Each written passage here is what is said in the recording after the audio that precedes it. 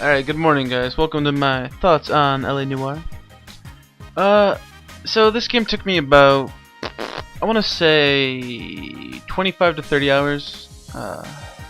Yeah, I know it's not less than that, but it could be more than that.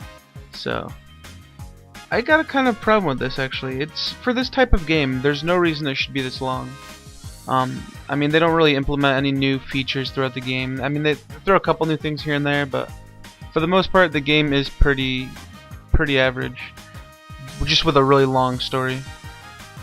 With that said, let's get stuff started. Alright, starting off with story.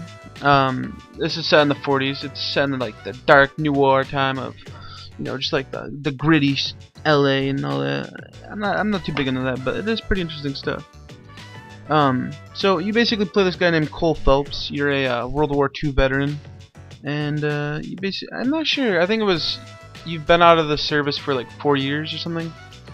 You've been out of the service for a couple years. I know that. You're basically starting off as like the generic street cop. You know, you get your little calls and you gotta go see like, there's a bank in progress. Go investigate. There was a murder. Go look around the crime scene for clues. You start off doing very standard stuff. There's only a couple cases within inside of that one. You get promoted. Basically, you solve a murder. You go up to the next desk, which is, I believe it's just, fuck, I can't remember. It's just basically like homicide or something. So you're up at homicide now, which is basically just investigating murders. Yeah, it's pretty standard stuff. Each desk basically focuses on a different story, so they're not really all connected or anything. But one of them actually is, though. There is an overall kind of background plot. They don't really address it too hard, but it is there. But for the most part, each of the desks, like homicide, arsonry, LA Vice, patrolling, and all that, they're in their own little world basically. They're full of promotions, and you even get demoted once.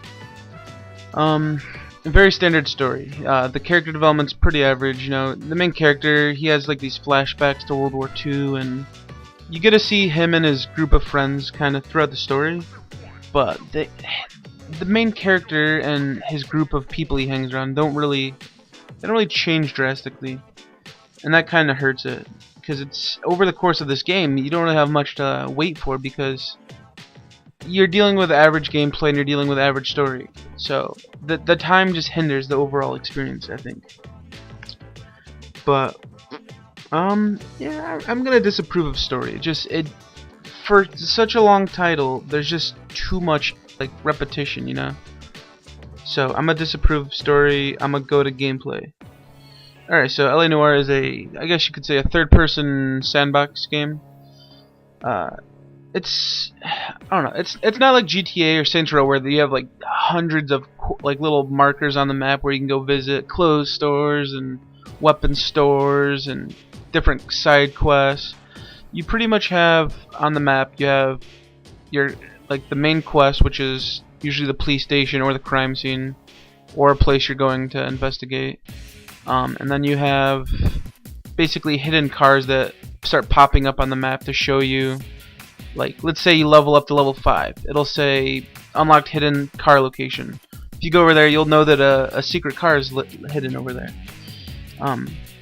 But that's just basically the map. It's very average. It's actually really empty from what I saw. I unlocked everything on there, but it felt really empty to me compared to other sandbox games.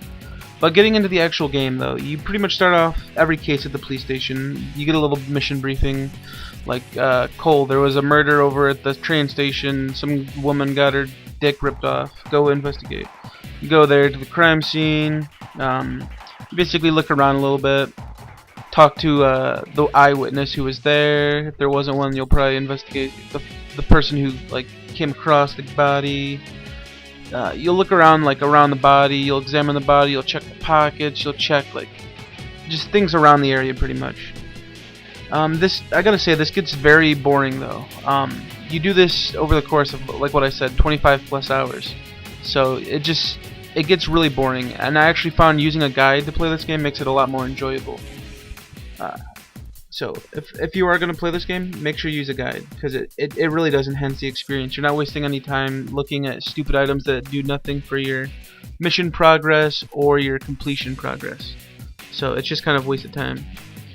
But yeah, like I said, once you're at the crime scene, you investigate, you interview, you get clues that point you in the direction of the suspect, pretty much.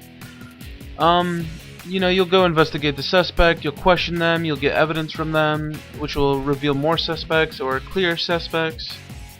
They have this system too where you have to interview people with either they're telling the truth, you're doubting what they say, or you have the evidence to prove that they're lying.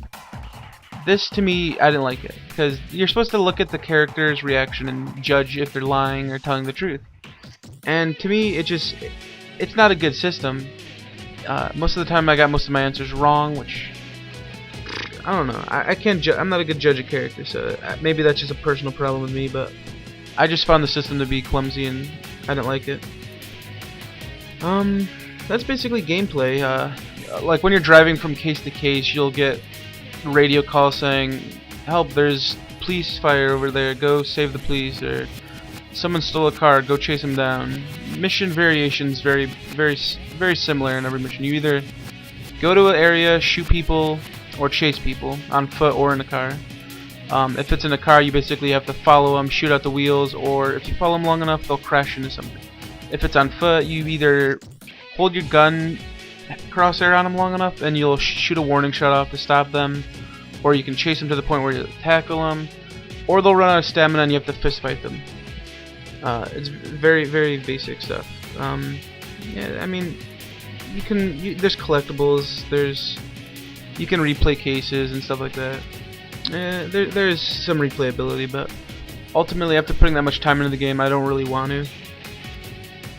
So I'm gonna disapprove gameplay. It just, again, getting back to the length of the game, it's way too repetitive. You do the same stuff over and over and over again. Going over to sound, the OST, the soundtrack, and the voice acting for this game, it fits it perfectly. With that said, I'm going to approve sound.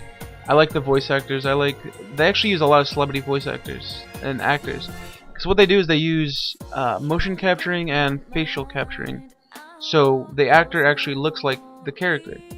It looks really cool. Alright, going over to my likes and dislikes, I guess. Alright, like 1. Your partner can drive you to places. This is awesome. So, like, if you ever play a sandbox game and you're like, I don't really want to drive to the quest marker, what the fuck? Walk over to the passenger door and let your partner drive for you. That's a pretty awesome feature. I use that a lot. And like 2, you can replay missions. I figured this game wouldn't have a feature like that, but from the main menu you can replay missions. That's a plus. And finally, like number 3, there is a really good stat screen in this game. It shows you how many people you killed, how many weapon kills you got, how many headshots you got, how many cars you picked up, how many miles you've drove, what's the max speed you got. There's just dozens and dozens of different statistics you can view. Going over to my dislike, aside from what I've been talking about, which are just personal problems with the game, like it just being repetitive, it being too long, this is an actual dislike.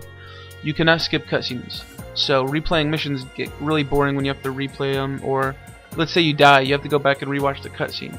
It gets annoying, and since you can't skip it, they basically just tell you to fuck off. Okay, now going over to my overview, I gotta say, this game is very ambitious. Whether it's the world, which is just huge and modeled after LA, it's a massive city, and you can tell they wanted to do a lot with it, but a lot of the city just feels so empty to me. I think they would have benefited with a Saints Row style, where there's dozens and dozens of activities you can do, just like scattered across the map. That would have made it a lot more lively. Also, just the story. They could have done so much with the story. It's set in LA. It's set in the 1940s. Instead, it comes off as an average crime drama, pretty much. You just solve cases here and there, no character development. It gets boring. Same with the gameplay. You do the same thing in every case. You do the same gunfights. You do the same chasing. You do the same investigating. It gets old. Ultimately, I think they could have made it shorter, They could have added more set pieces so the action doesn't get boring, and they could have improved on the characters themselves. So those are my thoughts on LA Noire. With that said, guys, thanks for watching this far. If you did, you're pretty cool.